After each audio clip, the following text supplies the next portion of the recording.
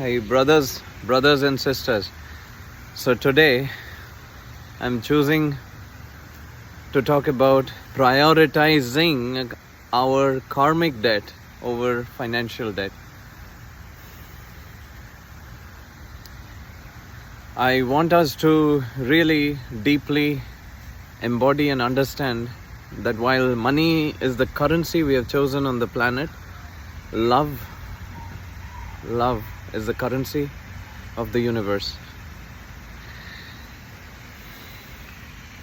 Where is the love?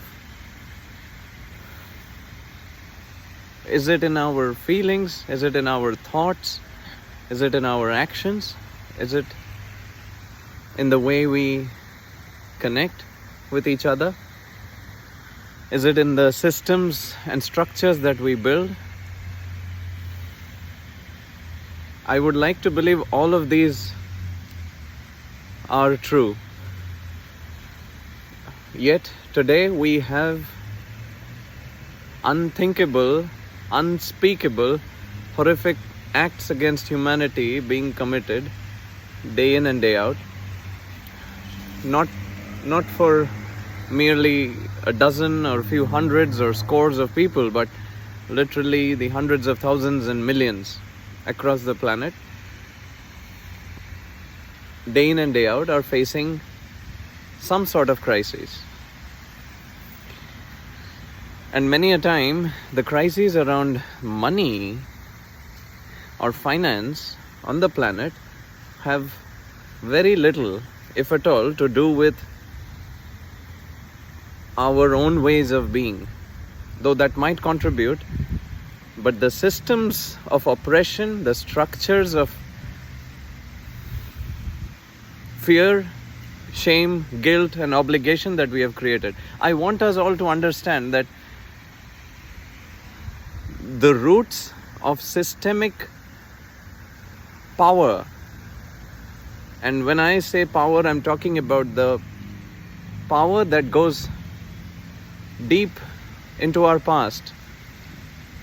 Please understand, my brothers and sisters, all of you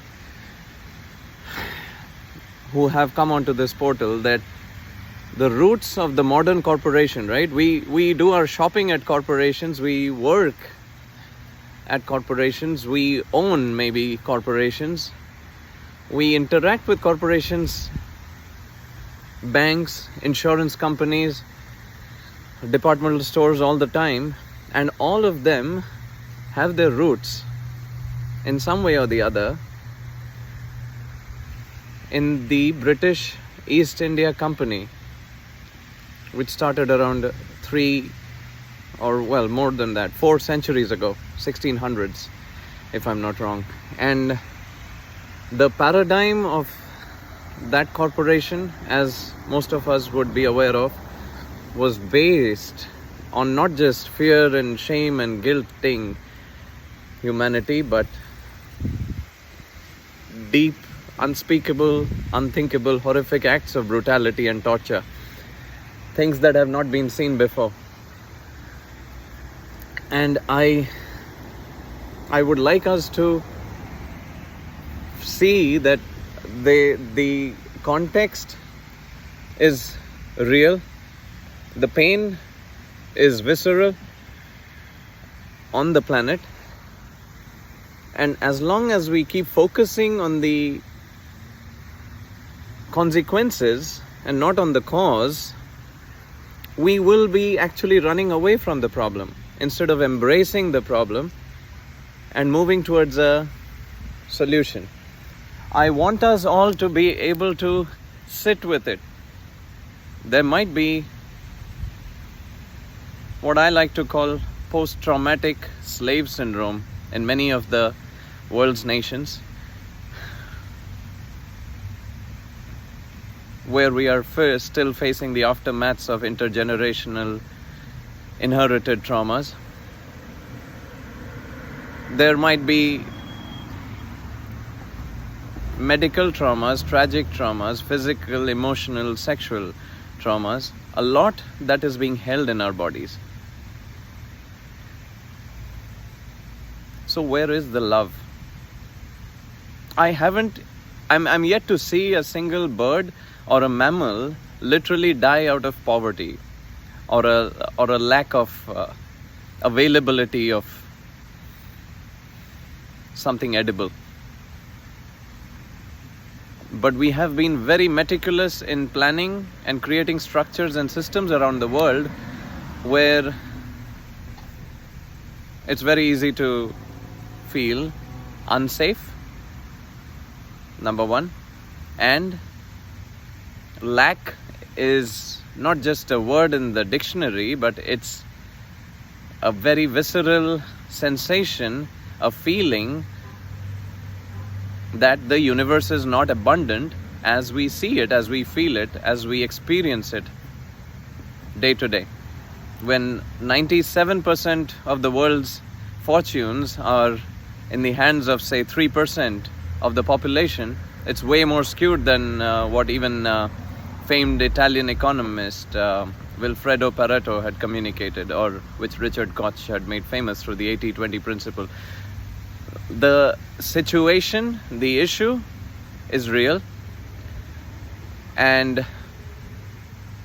we want to understand there is history and there is the present. But if we want to move towards the future, we may want to leverage the power of love that we can see in the cosmos, the universe. We do not choose to worry about the earth rotating on its axis. We do not worry or choose to worry about planets revolving around the sun every single day.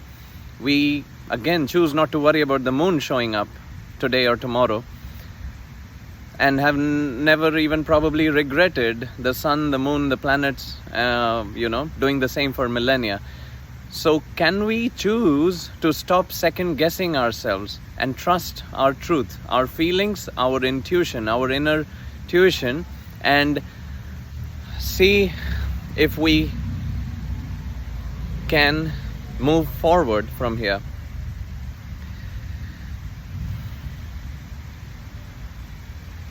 I am looking to dip into ancient wisdom here on, not from a point of view of glorifying the past and debilitating or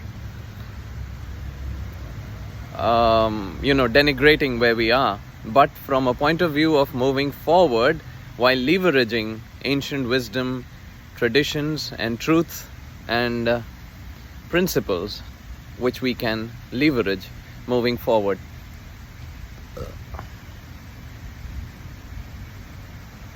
I would love to hear from you,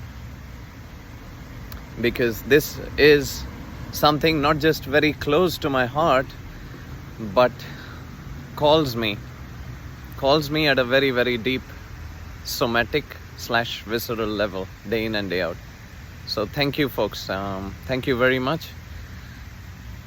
And I'll see you at the next video. Thank you.